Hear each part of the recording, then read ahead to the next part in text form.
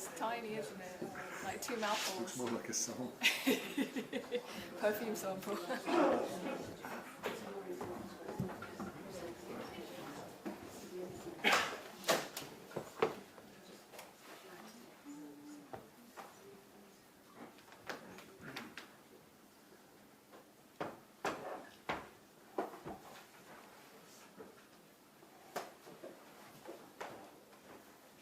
Is everyone ready? Great.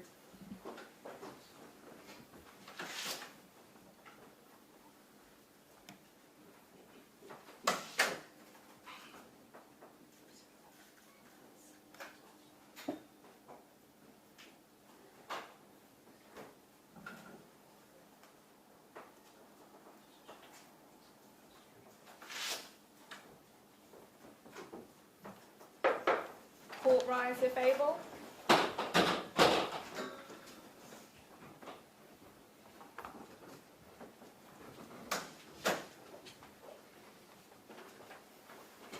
These are judgments in the matter of Epping Forest District Council and Somani Hotels Limited.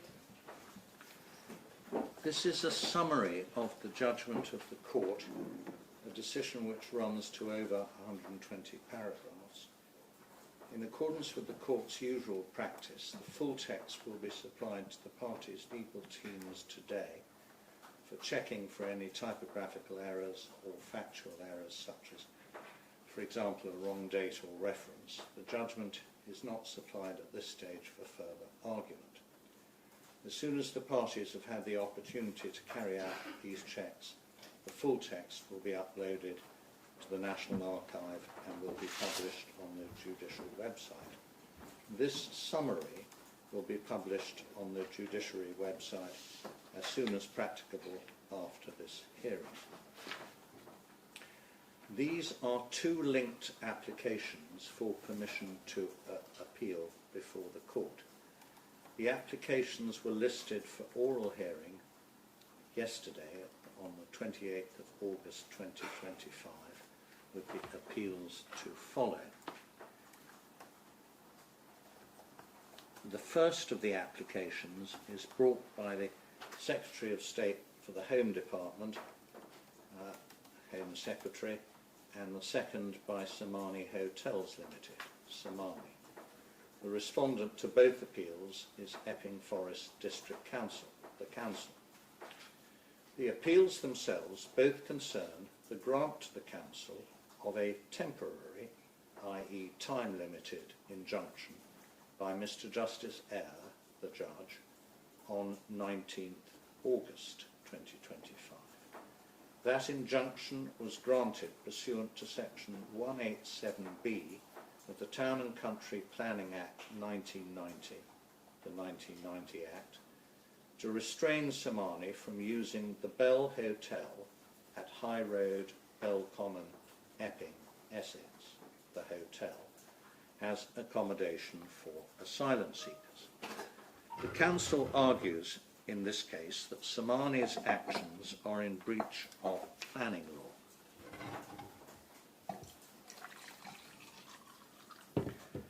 Section 187B of the 1990 Act provides that, quote, where a local planning authority consider it necessary or expedient for any actual or apprehended breach of planning control to be restrained by injunction, they may apply to the court for an injunction. Section 187B(2) provides the court with a wide discretion in relation to the grant of an injunction, i.e. as the court thinks appropriate for the purpose of restraining the breach. The temporary injunction granted in this case was to last for only a relatively brief period until the trial of the council's claim, at which a High Court judge will consider and determine the council's application for a permanent injunction and declaration. This is listed for a trial date in mid-October 2025. That is approximately 7 weeks from now. We should say at the outset what this appeal hearing is not about. It is not concerned with the merits of government policy in relation to the provision of accommodation for asylum seekers in hotels or otherwise. The issues for determination by this court can be summarised as follows. A. Prior to giving his judgment on the council's application for the temporary injunction, the judge gave a short oral ruling explaining why he was refusing permission to the Home Secretary to become a party, an intervener, to the council's injunction application. We consider in this appeal whether the judge was wrong to do so.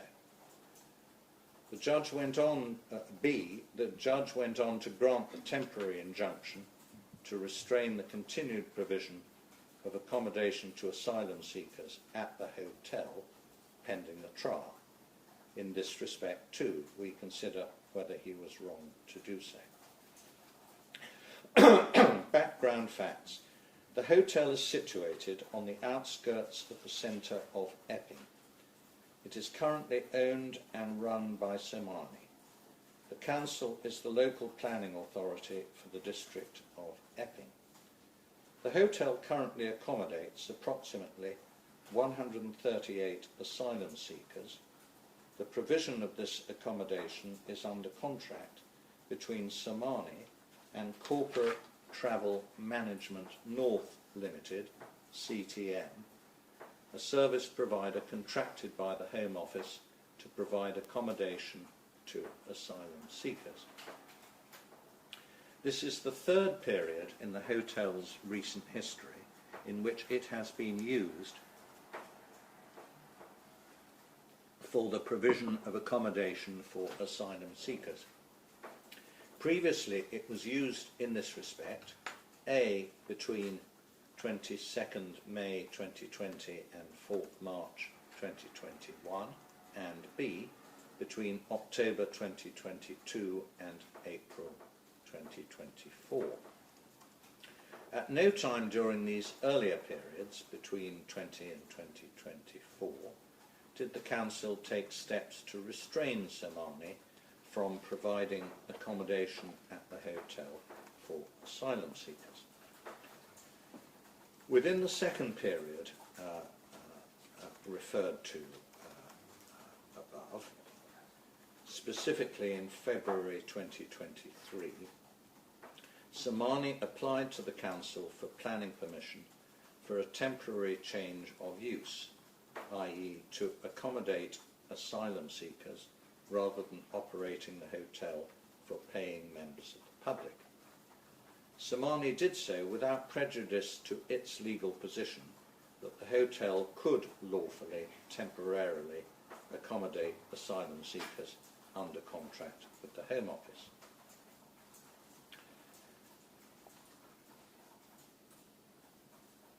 For over a year, the Council did not deal with Somani's application, notwithstanding the statutory duty to deal with such an application within 8 weeks.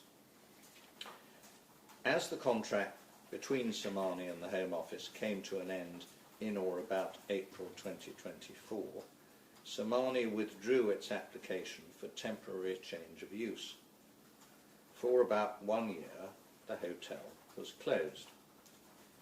In March 2025, Somani entered into a contract with CTM to provide exclusive use of the hotel for 1 year for the purpose of short-term accommodation for asylum seekers. The Council was aware of this plan and confirmed its agreement to a maximum of 138 residents for the hotel.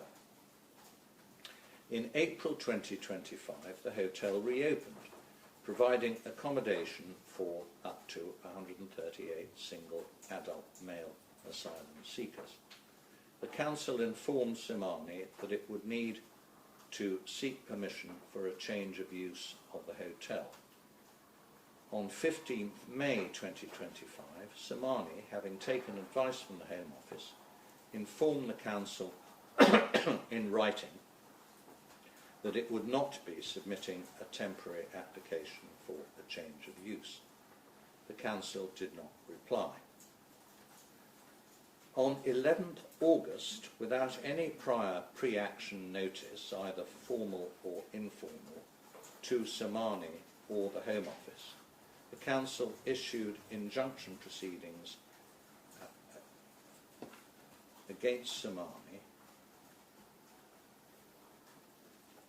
under Section 187B of the 1990 Act to restrain the use of the hotel as a matter of planning control for accommodating asylum seekers.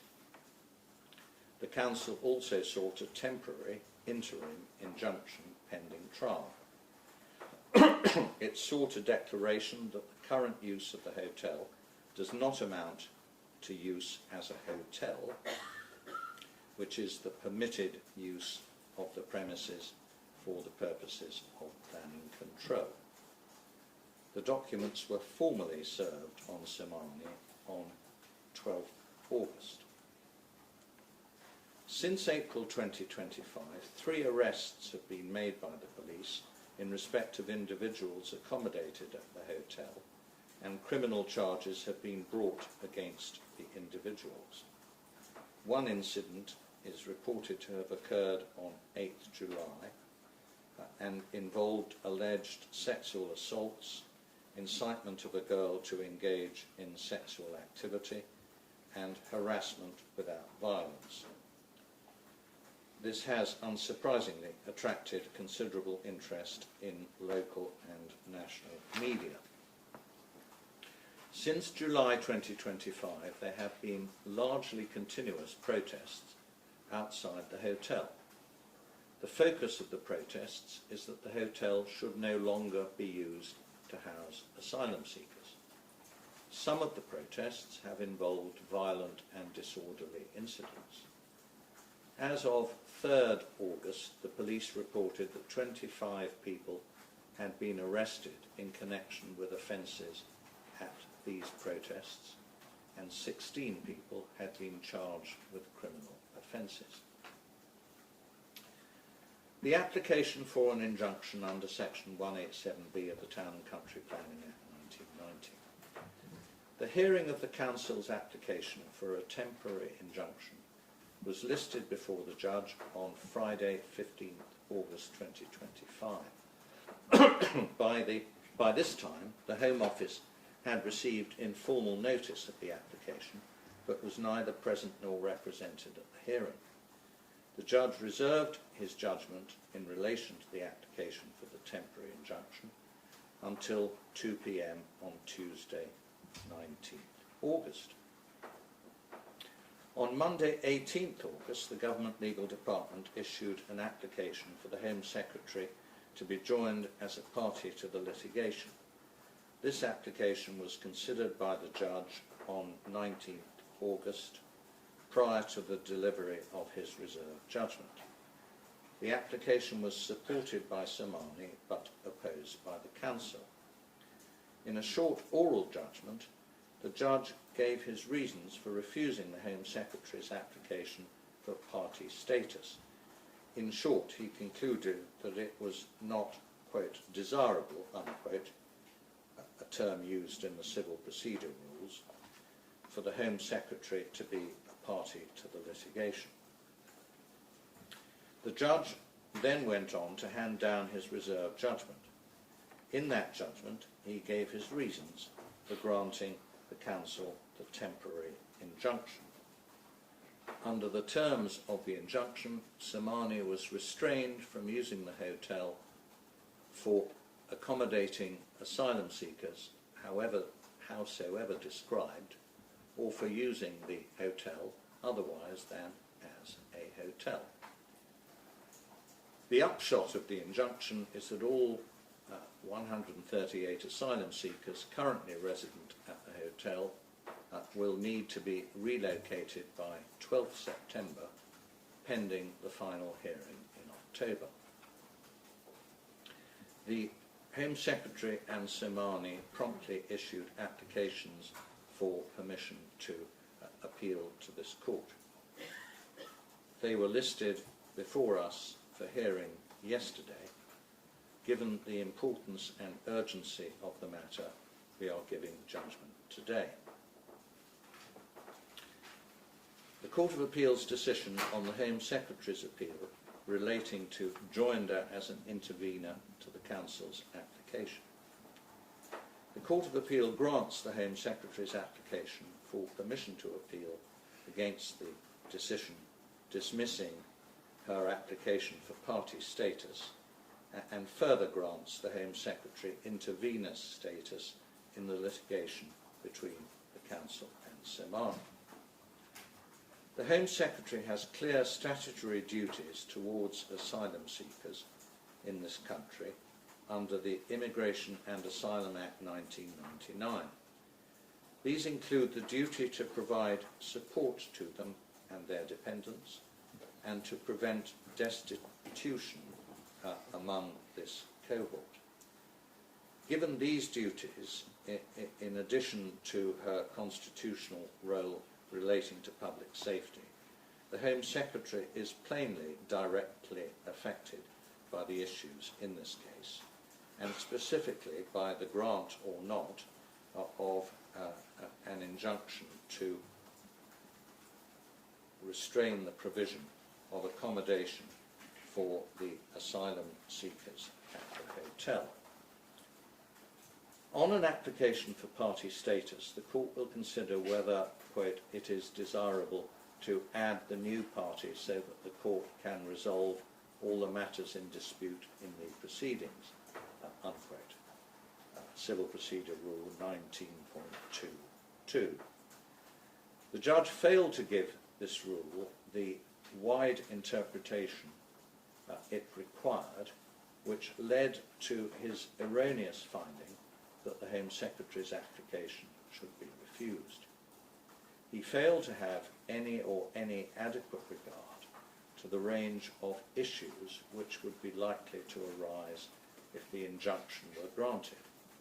These included, but were not limited to, the significant practical challenge of relocating a large number of asylum seekers in a short space of time, and possibly only for a matter of a few weeks between 12th September and mid-October, when the trial is to take place.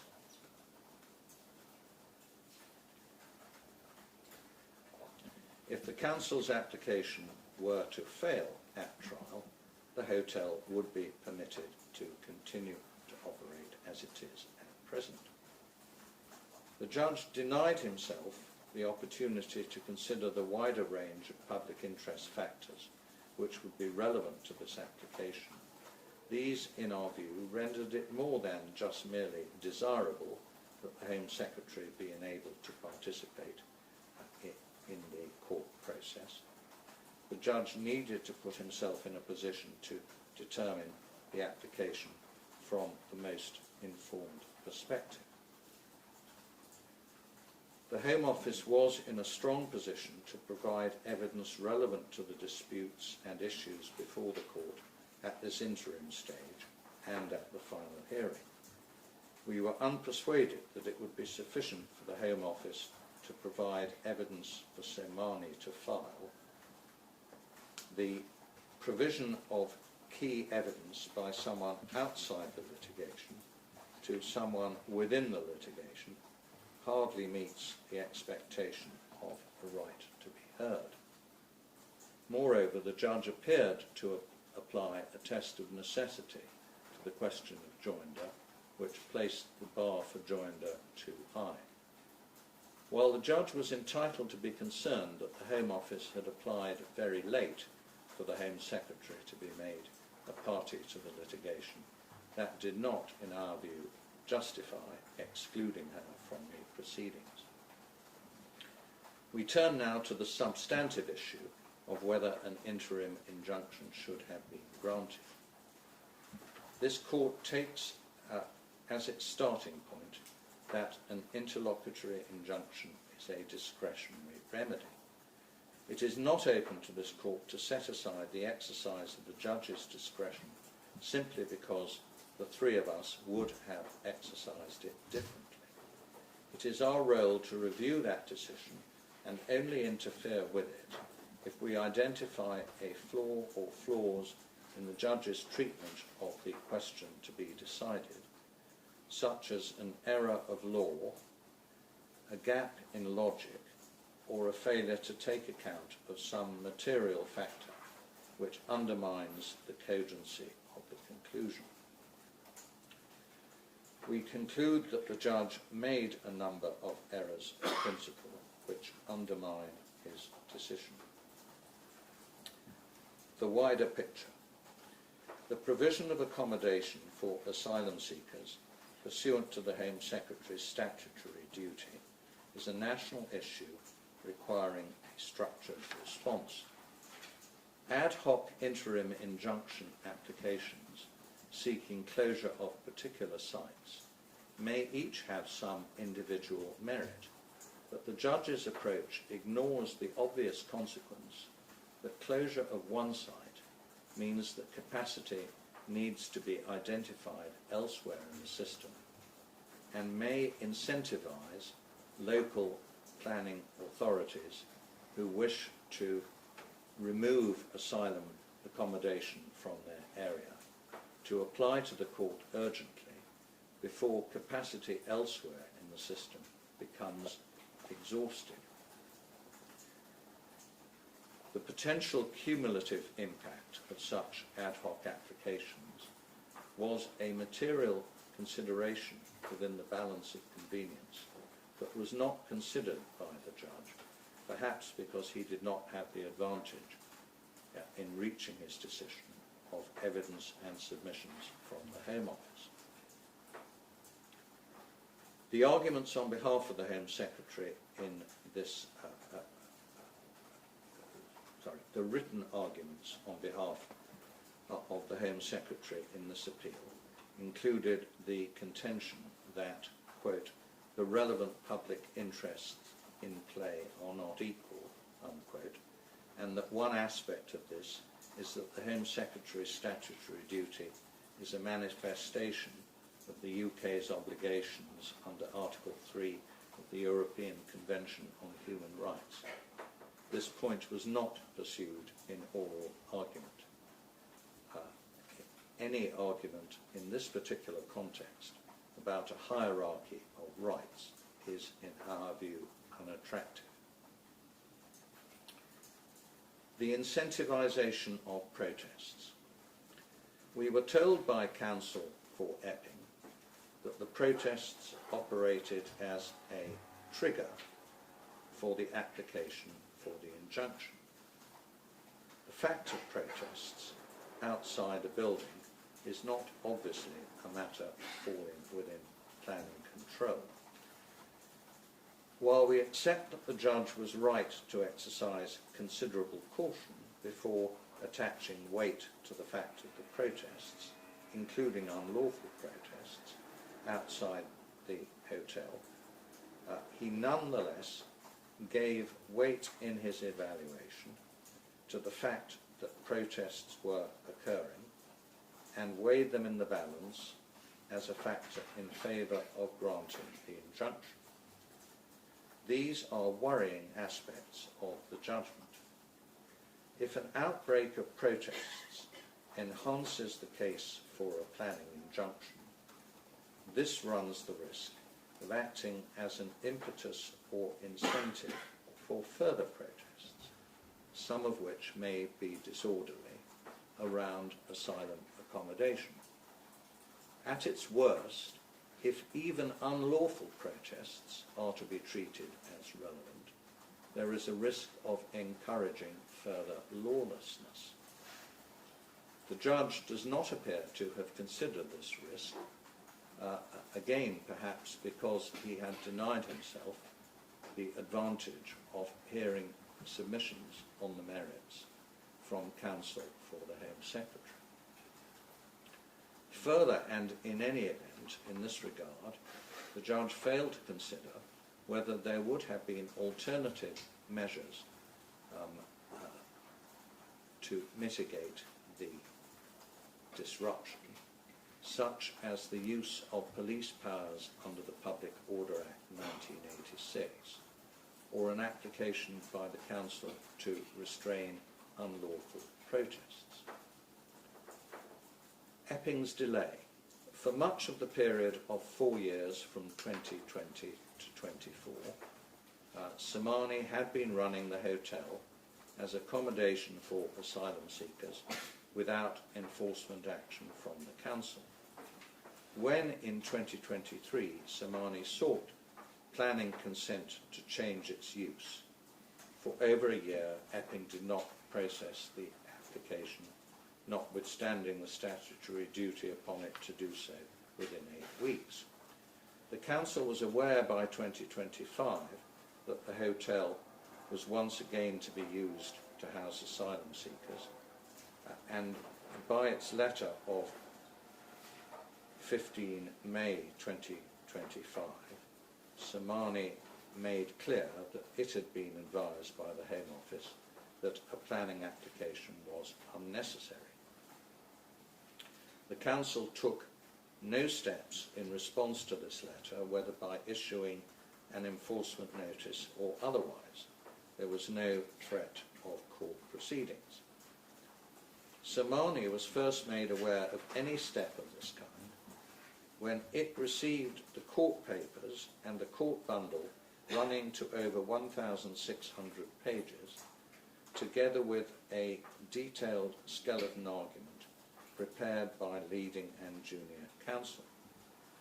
The tactics used on the Council's behalf in this regard were not only procedurally unfair to Somani, but ought to have reinforced the argument that the delay was a significant factor in the balance against the grant of interim relief.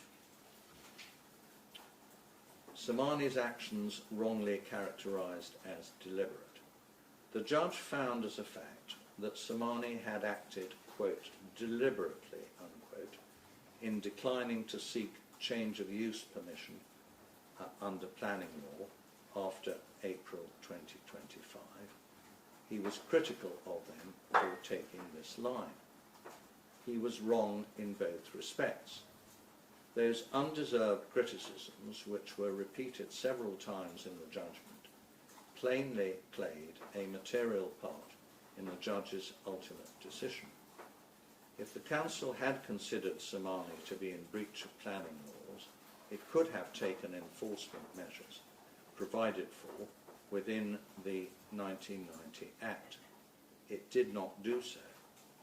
In short, the judge's exercise of discretion in this case was seriously flawed by his erroneous reliance on the, quote, deliberate breach, unquote, as a significant factor in favour of the grant of an interim injunction. The temporary nature of the injunction. We emphasise here, as we did at the outset, that the issue for the judge in August was whether to grant a temporary injunction until the trial in October. The judge appears to have given very little weight to the desirability of preserving the status quo until that point.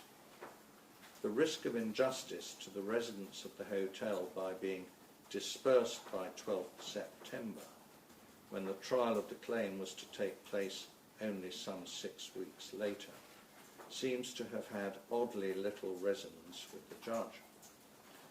In all of the circumstances, we consider on these issues that the judge's approach to the balance of convenience exercise was seriously flawed in principle. The exercise of his discretion can therefore be reviewed on appeal.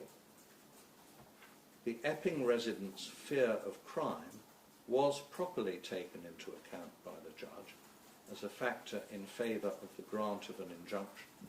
He described it as being of limited weight. The appellants do not say it was irrelevant. The Council does not say it should be decisive.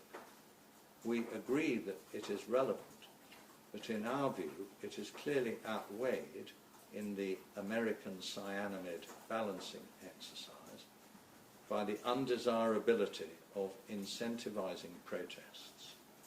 by the desirability in the interests of justice of preserving the status quo for the relatively brief period leading up to the forthcoming trial, and by the range of public interest factors which we have discussed in our judgment.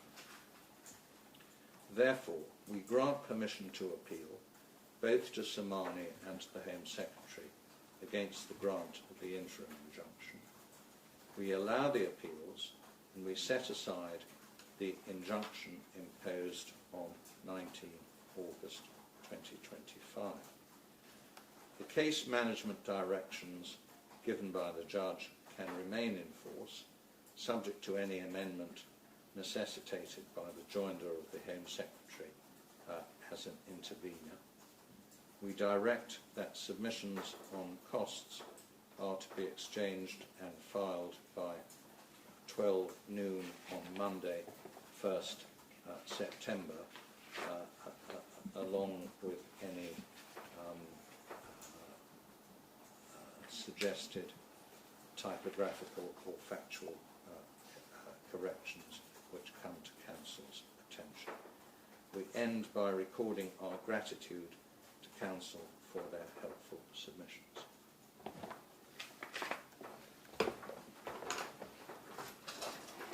All rise if able.